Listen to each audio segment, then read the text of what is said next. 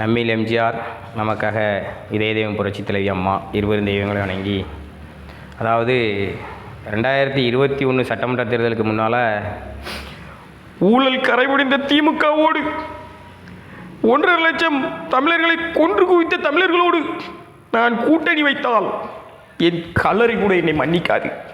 நான் ஐயோ அப்படின்னு சொல்லி கத்தி கதறி அழுத ஐயா கோபாலசாமி அவர்கள். வைகோ ஒரு எம்பி சீட்டு, 2 எம்பி சீட்டு, இவ்வளோதான் அவருக்கு, ரொம்பலாம் கிடையாது. இந்த 2 சீட்டுக்காக மதிமுக கொண்டு திமுகவில் அட வச்சாச்சு. இவர் வரலாறு போற்றக்கூடிய தமிழர்களுடைய மானம் காத்த, காவிரி காத்த, மக்களினுடைய வாழ்வுரிமையை காத்த, டெல்டா மாவட்டமான தஞ்சையை காத்த, அனைத்து இந்திய அண்ணா திராவிட முன்னேற்ற கழகத்துடைய பொதுக்குழுவில் மாண்புமிகு ஐயா எடப்பாடியார் அவர்கள் 210 தொகுதிகளை வெற்றி பெறுவேன்னு சொன்னதுனால 70 கூட தாண்ட மாட்டாங்க அப்படின்னு சொல்லி பேசியிருக்காப்புல. ஐயா ஒரு சின்ன திருத்தம், நீங்கள் ஒரு பெரிய நபர், உங்களுடைய வாழ்க்கை யாருக்கோ தெரியுதோ இல்லையோ அதிமுககாரங்க உங்களுடைய வாழ்க்கை தெரியும். அண்ணன் பிரபாகரன் அவர்களை நிறைய பேர் பார்த்தேன்னு சொல்கிறாங்க, சந்தித்தேன்னு சொல்கிறாங்க, அவர் கூட சாப்பிட்டேன்னு சொல்கிறாங்க. அதெல்லாம் உண்மையாக போயான்னு எங்களுக்கு தெரியாது.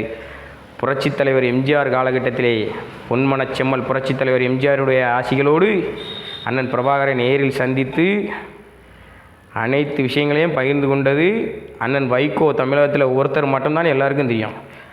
அப்பேற்பட்ட அண்ணனுடைய பாசறையில் வளர்ந்த நீங்கள் கச்சத்தீவை தர பார்த்தாங்க. ஈழத்தமிழர்கள் படுகொலை, அண்ணன் பிரபாகரன் அவர்களுடைய தாயாருடைய உடல்நிலை குறைபாடு காரணமாக சிகிச்சைக்காக வந்திருக்கும் பொழுது அம்மையார் அவர்களை திருப்பி அனுப்பி கொண்டாங்க. அதுபோல் அண்ணன் பிரபாகரனுடைய பையன், பிஞ்சிலம் பையங்க, உங்களுடைய பையனுடைய நிலைமை அவரை நினச்சி நீங்கள் பார்த்துருந்தா கூட நிச்சயமாக திமுகவோட கூட்டணி வச்சுருக்க முடியும். நீங்கள் பேசுகிற அளவுக்கு அனைத்து இந்திய அண்ணா திராவிட முன்னேற்ற கழகம் திறந்தாழ்ந்து செல்லவில்லை. கேட்டால் சொல்லுவீங்க பிஜேபி கூட கூட்டணி வச்சிட்டிங்கன்னு. பிஜேபி கூட அதனால் கூட்டணி வச்சு திராவிட முன்னேற்ற கழகம் போய் பிஜேபி காலில் விழுத மாதிரி நாங்கள் விழலை. ஒரு இடி ரைடு வந்தால் போதும், ஐயா மூணு போய் ஆளுக்கு ஒரு காலை பிடிச்சிக்கிடுவாங்க. அங்கே காலே ஃப்ரீயாக இருக்காது நாங்கள் பிடிக்க. அந்த அளவுக்கு நீங்கள் அவங்க காலை பிடிச்சி பிஜேபியோட ஒண்டி கிடக்காங்க. பிஜேபியோட அமைச்சரவையில் பங்கு வச்சவங்க, தமிழகத்தில் முதல்ல பாஜகவினுடைய எம்எல்ஏக்களை கொண்டு காமித்தது இந்த திமுக தான். நீங்கள் எங்களை உடனே திமுக பாஜக கூட கூட்டணி வச்சிட்டின்னு சொல்லி பேசுவீங்க. தயவு செய்து அண்ணன் வைகோ அவர்கள் பேசும்பொழுது சிந்தித்து பார்த்து பேசுங்க.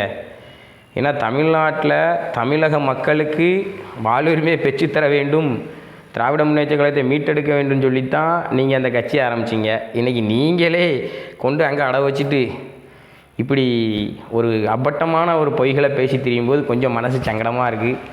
ஈழத்தமிழனுடைய வழிகள், அன்னை கத்தின கதறுகளை கொஞ்சம் மனசில் வச்சு கொஞ்சம் மைண்டில் ஏற்றி செயல்படுங்க என்று சொல்லி விடைபெறுகிறேன். நன்றி நன்றி. அண்ணன் வைகோ அவர்களுக்கு மிக்க நன்றி. ஏன்னா இனிமேல் நீங்கள் திமுக விட்டு வெளியே வர முடியுங்க. மதிமுக திமுக விட்ட வித்தாச்சு. இருந்தாலும் அதிமுக பற்றி பேசும்போது உங்களுடைய நிலை, உங்களுடைய கட்சியினுடைய நிலை, நீங்கள் என்னெல்லாம் பண்ணினீங்க, எப்படி பண்ணிக்கிட்டு இருக்கீங்க தெரிஞ்சு பேசுங்க. நன்றி, வணக்கம்.